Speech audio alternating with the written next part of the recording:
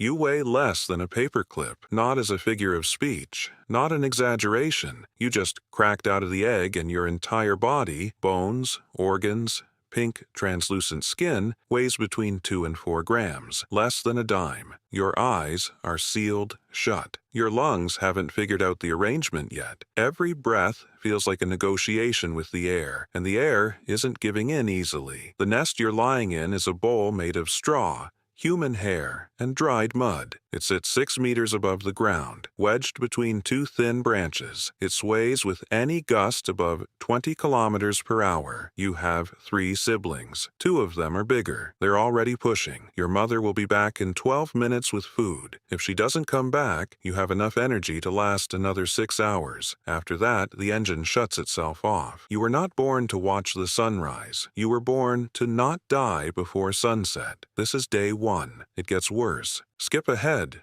You're 5 days old. Your eyes opened. You can now see the nest, your mother, the sky up above. Everything's still blurry, but you understand enough to know that your mouth needs to be open when she arrives. That is your only skill right now. Opening your mouth. You do it between 40 and 60 times a day. Each visit from your mother brings a crushed insect, a larva, a seed ground up in her beak. It's not a meal. It's minimum fuel for an engine that burns more than it produces. Your heart beats 500 times per minute. Not when you're startled, not when you run, always. While you sleep, while you wait, while you simply exist. 500 contractions per minute, day and night, with no scheduled breaks. For reference, a resting adult human heart beats 60 times. Yours is running like something is chasing it at all times.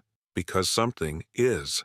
Think about that for a second. Your heart never rests. You need to eat every 20 minutes or you collapse, and all of this before you even know how to fly. If you had to operate like that for a single day, no stopping, no rest, with death 6 meters below, do you think you'd make it to sundown? Tell me in the comments. And stay here, because what happens in the next few weeks is worse than anything you've imagined so far. Skip ahead. You are 12 days old. Your feathers grew in. Not all of them, but enough that you look like an actual animal and not a discarded organ on a branch. Your siblings grew too. The nest is too full now. Invisible elbows push from every direction. The biggest one jumped yesterday. You watched. It flapped 3 times in the air, missed the nearest branch, caught the second one, and stayed there, shaking from fright, but alive. Today, it's your turn. You don't decide to go. Your body decides for you. That's how it works. There's a biological moment when the weight of instinct outweighs the weight of fear, and you simply fall forward. You flap your wings. It's not flight. It's a fall with intentions. But it works. You land on a branch 3 meters away. Your legs grip it with unnecessary force, as if letting go were an option you haven't yet understood doesn't exist. You were airborne for 4 seconds. And for 1 moment, 4 seconds, everything seems possible. This is the false triumph. Hold on to that feeling. It doesn't last. Skip ahead. You are 3 weeks old. You fly now. Not beautifully, not efficiently, but functionally. You can leave one branch, cross the yard, and land on the other side without having to apologize to gravity. You've learned where the water is, where the seeds fall from the feeder. You've learned that the house dog barks but doesn't jump, that the house cat doesn't bark. That distinction matters. You were on a low branch, 1.8 meters off the ground, picking up a seed. The cat was nowhere visible, and then it was everywhere at once. It didn't bark. It didn't warn you. There wasn't enough time to process what was happening between the shadow appearing and the claws arriving. You beat your wings before any thought formed, because thinking takes time, and you had milliseconds. You got out. You lost 4 feathers from your right wing and a piece of your balance that will take days to come back. But you got out. 50% of sparrows born alive don't make it to the end of their first year. Not because they're weak, because cats exist, glass windows exist, cars exist, Storms exist, and none of these things give advance notice. You didn't win anything. You just postponed. Skip ahead. You are 8 months old. You survived the summer. Survived the March rains that knocked down the nest where you were born. That nest doesn't exist anymore, but you've already built your own, so it doesn't matter. It's October now, and something changed in the frequency of the air. There's no word for this in any human language. It's an internal pressure, a nameless urgency, like someone turned a dial deep inside your chest and you didn't know that dial was there. You need to build. You spend 14 days carrying twigs, plant fibers, dog fur stolen from the clumps caught on the fence. You weave it together with your beak in ways no human architect could replicate without hands, scissors, and glue. The nest is finished. The female arrives, inspects, approves. She will lay between 3 and 5 eggs. Each egg needs 13 days of incubation. You will take turns with her.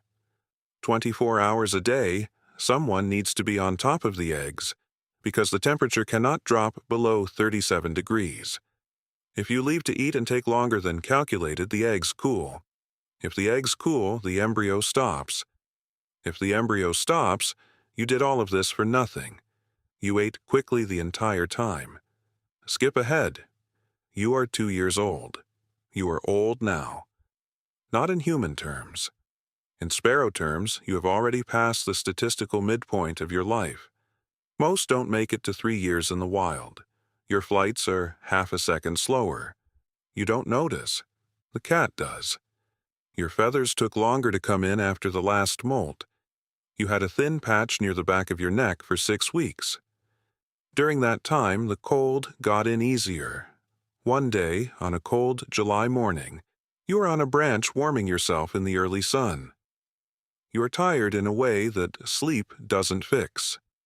Not a predator, not a visible illness, not a broken bone. It's the kind of tiredness that builds cell by cell, heartbeat by heartbeat, 500 times per minute for 2 years without pause. You close your eyes. It's not a decision. It's the body closing out what was always temporary. Nobody notices. The yard goes on. The feeder is still full.